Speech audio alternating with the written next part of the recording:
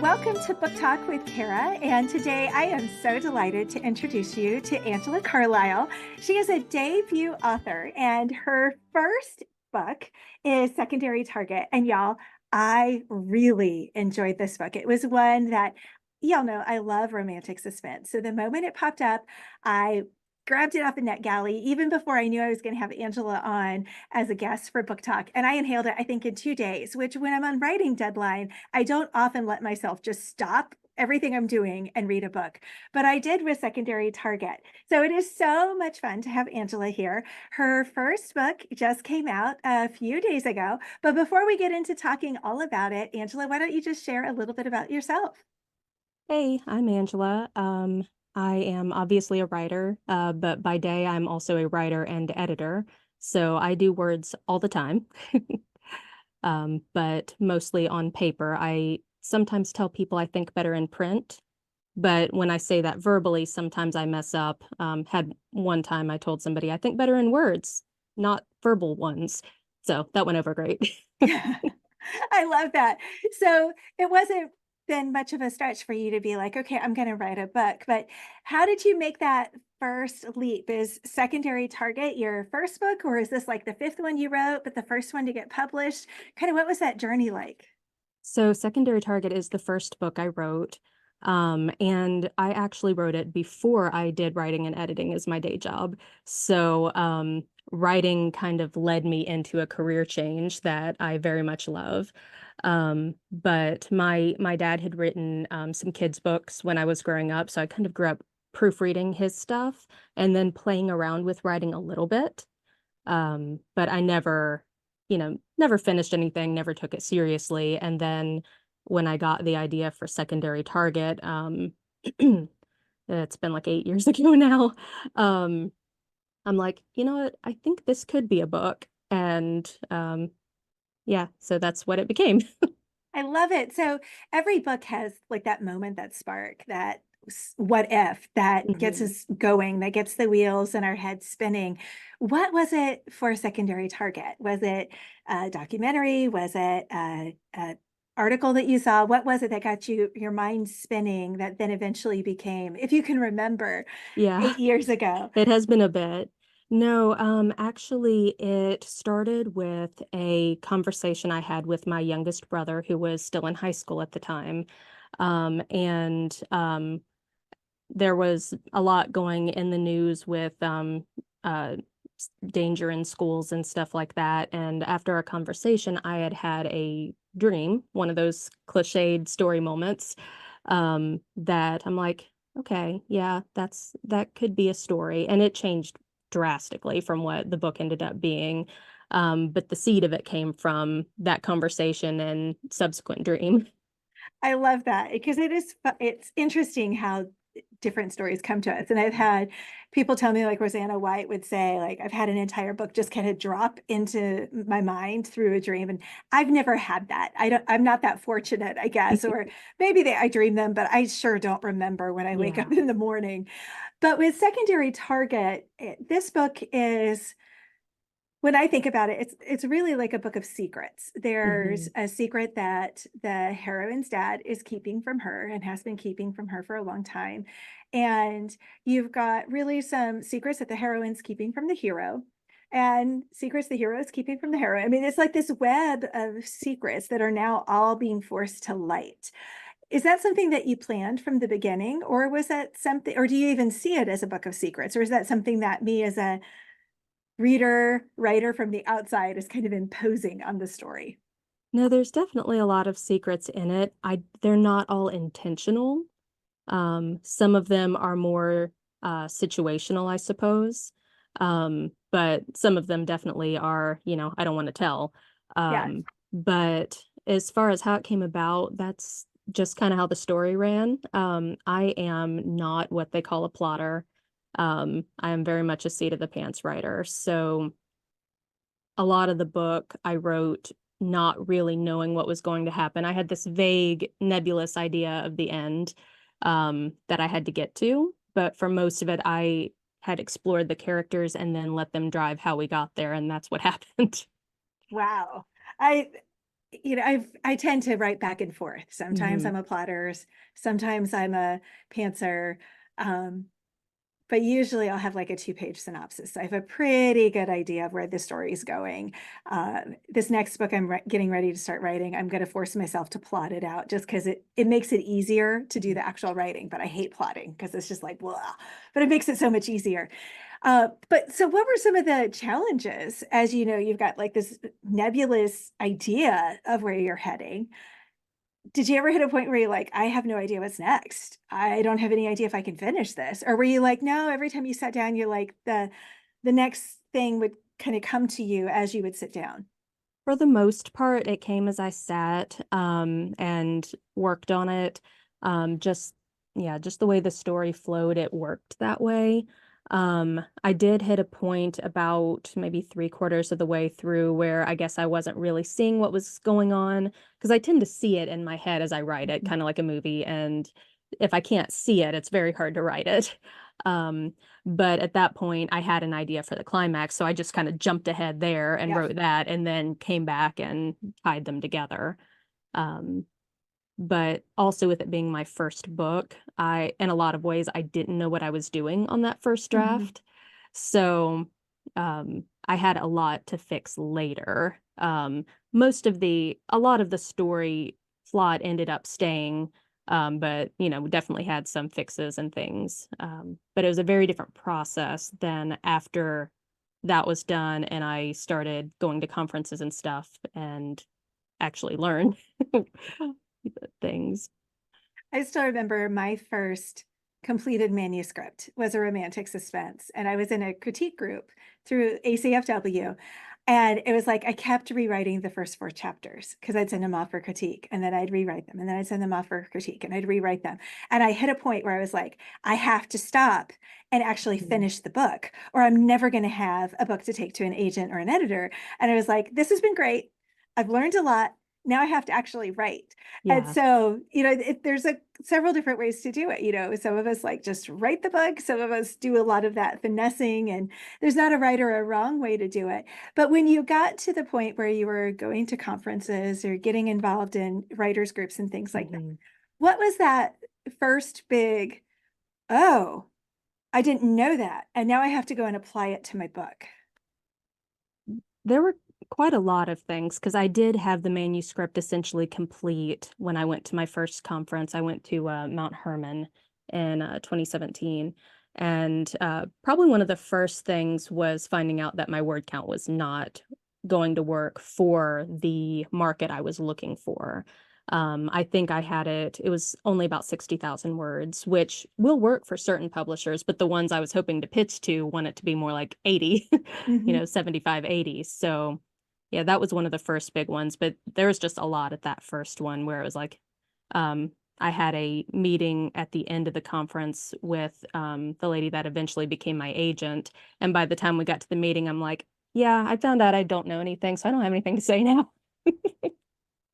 I remember going to my first what would become ACFW Indiana chapter meeting, and they were talking about Rue and POV, and I was just like, I don't know what y'all are talking about. And Yeah. then they were like, oh, point of view. And I was like, I still don't know what you're talking about. And then they're like, Rue, and I'm like Rue the day? And they're like, resist the urge to explain. And I'm like, y'all have more acronyms than Washington, D.C. does. And I worked in D.C. for 8 years and thought that was the like king of, acronym soup. And, so there's this whole subset in language. But then Mhm. because I was a reader, once they started explaining it, was like, oh, I know exactly what you're talking about. But it was like the learning curve felt so Yeah. steep.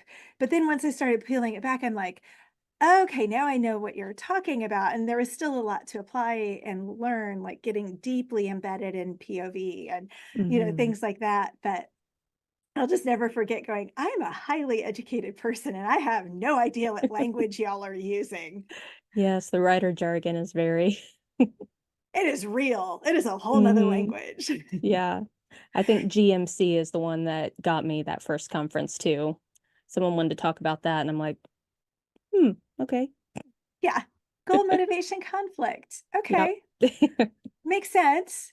Yeah, once you And tell then me there what are, we're talking about, not General Motors Company or something. yeah, exactly. And then for everyone who swears by it, there's someone else who says, "Oh, don't worry about that. Mhm. That doesn't matter." And then you're like, Yeah. but so this is the first book. And Mhm. is there a series? Is it part of a larger, or is it a standalone? How are It's you writing these? So it's kind of both. I wrote it to where it could be either, but it is part of a series. The series is called The Secrets of Kincaid. So there's some of your secrets that you were talking about. But they are loosely connected. So someone could pick up, book two or three and not feel like I don't know what's going on. They'll be, you'll understand them better if you read them in order, but you'll get a full story with each book. So tell me more about Corinna and what's going on with Secondary Target. Why should someone pick up this book? So, one of the things that I really enjoy is secret identity.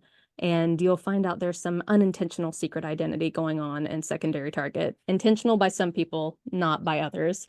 Um, but there's a bit of a cold case going on. Half of Karina's family was murdered when she was 12 or 13. Sorry. And she doesn't really know what happened. She thinks she does, but as you go, you find out things weren't as they seemed.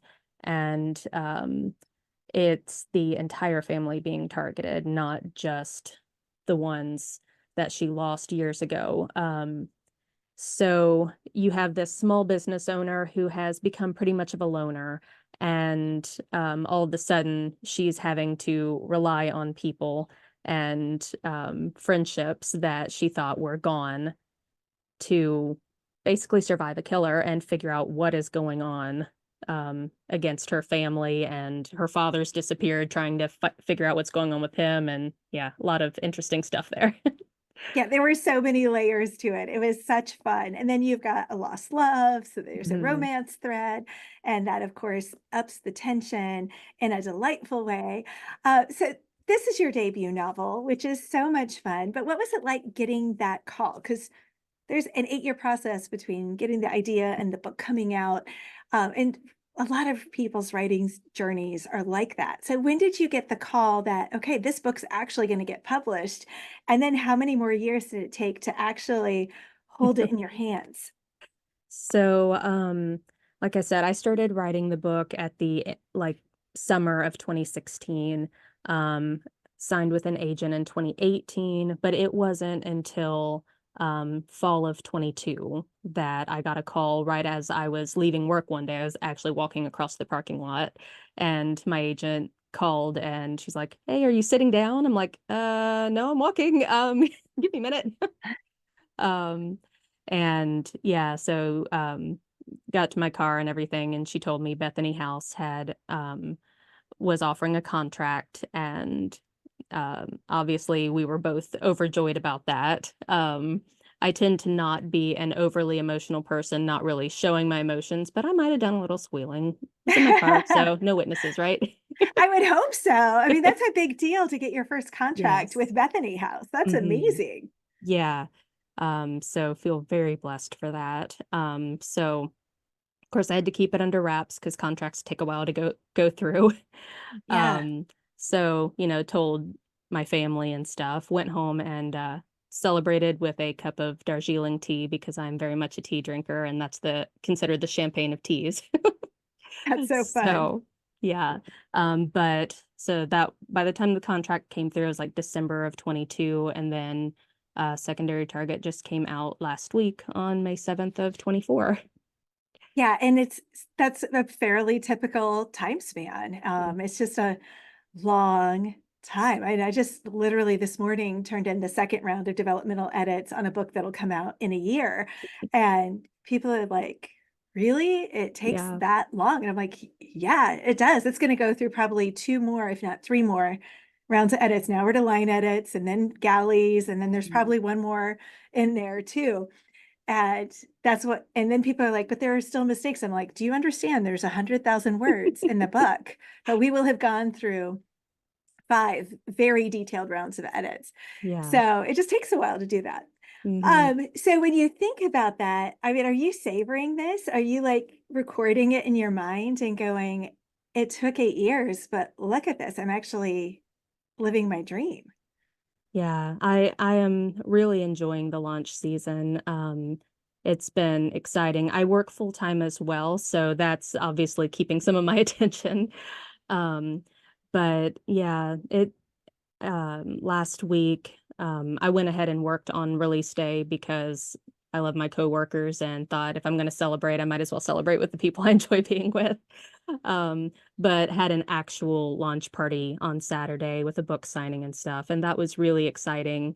Having friends and family and even people I didn't know come in and getting to try the book. Like I said, I celebrate everything with tea, so I've had my tea with me at all times, pretty much. That's awesome. I love But that. So when you look back on this journey, what's one thing that you wish you could go back and tell your younger self when you were starting in 2016 and thinking about, okay, I'm going to sit down and I'm going to start writing this book? I think I would let myself know that, yeah, it's gonna take a really long time to get to publication, but that's normal. Not really any reason to rush, but at the same time to use those moments, because there is a lot of waiting as you're especially as you're first starting out, that can be used to, write more novels to get better at what you're doing and also have those for later. But yeah, I'd say calling attention to the time would be a big one. Yeah, because it is. It's a long process for a lot of people. And I love that using the time, to Mhm. get better, to write more books. And that's a Yeah, great way to approach it. So when you think about where you are now, um, I'm assuming book two's done or in edits, and you're it's probably working on book three. I'm actually still working on book 2, believe it or not. Okay. All right. So what's your biggest challenge? Because a lot of people think, okay, you've got the contract, you've arrived, you've made it. Do you feel that way? What's the biggest challenge when you think about the stage of writing that you're at now? Honestly, for me right now, it is getting those words down. Because like I said, I work full time. I also have chronic illness that has been flared basically for years. That really sucks my energy sometimes. So yeah, the biggest challenge is actually being able to get those words down to get my brain into gear and be able to see, like I said, see that video that I'm trying to Yeah, transcribe. absolutely. Yeah, because it takes a lot of energy and a lot Mhm. of discipline. There's just a Yeah. discipline to sitting down and getting those words on the screen Mhm. consistently. So when you think about the whole writing process, you wouldn't do this if you didn't find some joy in it. I don't think, unless you were just like really, I don't know, a sadomasochist or something. So what part of writing brings you joy? I really like seeing it coming together, seeing those scenes have been in that were in my brain come out onto paper. Um, I tend to edit as I go, which obviously slows down my drafting process too, but that internal editor doesn't shut off very well. She's very active. Um, but yeah, I like seeing it come out, see the characters come to life because in our brains they are, they're Yeah. alive. And it takes some work to get them to go from being 3D in our minds to doing that Mhm. on paper. Yeah. With the second round of the macro edit, a lot of it was focused on making the hero more fleshed out, which normally it's the heroine for me. So that was different, that it was the hero that still needed a little work. Yeah. Is one of them easier for you to write than the other, or are they both pretty fully formed for you? I'd say they're pretty equal for me. They obviously with the hero, sometimes I have to keep in mind, don't make him sound like a girl. Yeah. But um no, it pretty much the two tend to be equal. Okay, well, I love that. So today it was Angela Carlisle was my guest as we talked about her brand new debut novel, Secondary Target. Now, Angela, where can readers discover you? Are you on the internet? Where's your home? Yeah, so my favorite place to be is Instagram. If you look up Angela Carlisle writer, you'll see me pop up. Same thing on Facebook. I'm fairly active over there as well. But you can also find me on my website, angelacarlisle.com, sign up for my newsletter, and you'll get the updates with that. The algorithms don't tend to hide those. Yeah, I know. It's one of those things. A website and a newsletter are always the best way to connect with authors. And Secondary Target is available now at everywhere that you like to get your books. So make sure you check it out. I really enjoyed this one, and I love a good romantic suspense. So thank you so much for joining me today, Angela. Thank you, Kara. I really enjoyed being on today.